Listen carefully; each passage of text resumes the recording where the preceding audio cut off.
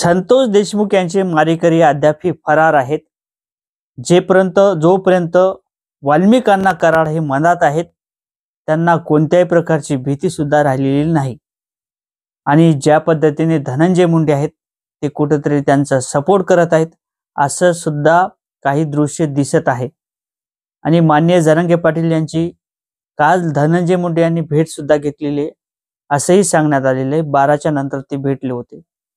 आता मला सांगा की माननीय जरांगे पाटील हे सुरुवातीलाच मॅनेज झाले नाही तर आता काय होणार असा एक प्रश्न निर्माण होतो.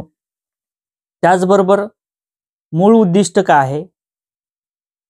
धनंजय मुंडे यांना वाटतं की कुठेतरी जरांगे पाटील यांच्या माध्यमातून जे पुढाकार घेण्यात आला होता, मराठा समाज, सूरज दसा असतील, शिरसाट असतील, त्याचबरोबर बजरंग अप्पा असतील, हे नेहमी त्यांच्या जरांगे पाटील यांच्या सहवासातले लोक आहेत. त्यांचं ते ऐकतील, कुठेतरी माघार घेतील अशा पद्धतीची धनंजय मुंडे यांची भूमिका आहे. कुठेतरी त्यांना वाटते की धनंजय मुंडे हे मनोजदादा जरांगे यांना भेटतील किंवा भेटलेले त्यानंतर काहीतरी आपलं ऐकतील अशा पद्धतीने त्यांना वाटत होतं, परंतु ते ऐकणं शक्य नाही.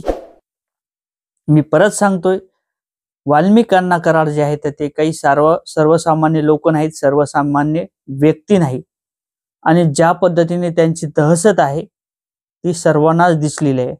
आज जवळ 32 खून होतात तरी सुद्धा त्यांच्यावरती कोणत्या प्रकारचं अधिकारी असतील, पोलीस अधिकारी असतील, वचक होत नाहीत किंवा त्यांना जेलमध्ये सुद्धा यापूर्वी टाकलं नाही किंवा ती केस सुद्धा चालू दिली नाही. असे आहेत वाल्मिकांना कराड. यांची जर दहशत असेल तर सर्वसामान्य लोक तक्रार करायला सुद्धा त्या ठिकाणी जाऊ शकत नाहीत. हे वास्तविकता आहे. आणि ज्या पद्धतीने संतोष देशमुख यांचा खून झालेला आहे, बरेच काही मोर्चे झालेले आहेत, बरेच काही प्रतिमोर्चे सुद्धा सुरू करण्यात आलेले. आता एखाद्या व्यक्तीला काही काम नसतं म्हणून ते काही प्रतिमोर्चे काढते. असंच काही प्रकरण परभणीत सुद्धा झालेलं आहे. काल सुद्धा मी त्या व्हिडिओच्या माध्यमातून सांगितलेलं आहे की जे लक्ष्मण हाके त्यांना कशा पद्धतीने त्या बौद्ध बांधवाच्या वतीनं त्या ठिकाणी चूप करण्याचं काम करण्यात आलं, कशा पद्धतीने जाब विचारलेला आहे हे सुद्धा आपण त्या व्हिडिओच्या माध्यमातून पाहिलेलं आहे. परंतु मला हे सांगायचं आहे, वाल्मिकांना कराड यांची ज्या पद्धतीने दहशत आहे ती कुठेतरी कमी होताना सध्या तरी दिसत आहे. परंतु जोपर्यंत धनंजय मुंडे यांचा हात वाल्मिकांना कराड यांच्या डोक्यावर आहे तोपर्यंत काहीही सांगता येत नाही. वाल्मिकांना कराड हे कधीही बाहेर येऊ शकतात असंही काही दृश्य सध्याच्या परिस्थितीला आहे.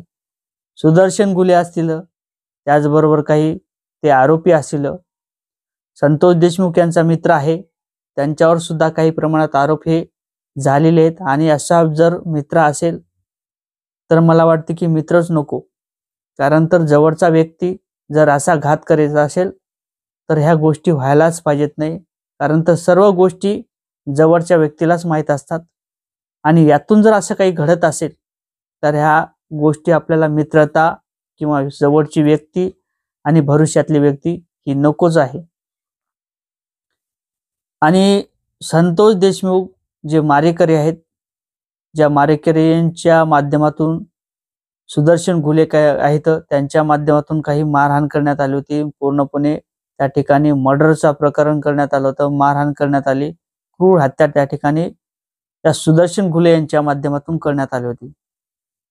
आणि वाल्मिकांनाचे जे धागे दोरे आहेत ते कुठेतरी सिद्ध सुद्धा होत आहेत, परंतु कोणत्याही प्रकारची त्यांना सक्तीची कारवाई यापूर्वी सुद्धा झाली नाही, इथेही होणे शक्य नाही.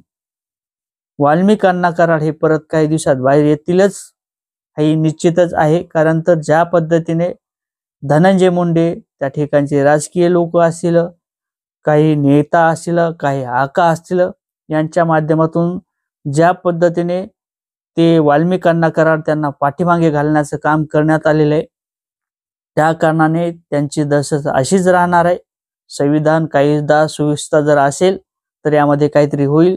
परंतु ज्या पद्धतीने 1 महिना झाल्यानंतर, 22 दिवस झाल्यानंतर आरोपी काही प्रमाणात पकडले जातात, पूर्ण रेकॉर्डिंग असेल, पूर्ण ऑडिओ रेकॉर्डिंग असेल, पूर्ण व्हिडिओ रेकॉर्डिंग असेल, हे सर्व सापडल्यानंतर सुद्धा त्यांना मेन आरोपी सापडत नाहीत, ही एक शोकांतिका आहे.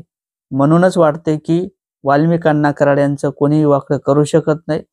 आणि धनंजय मुंडे हे जशा पद्धतीने सांगतात, ते हाके असतील, ते जशा पद्धतीने सांगतात की धनंजय मुंडे यांच्यावर आरोप होत आहेत, ओबीसी असल्या कारणाने कुठेतरी त्यांच्यावर आरोप होत आहेत, अशा काही गोष्टी घडत आहेत.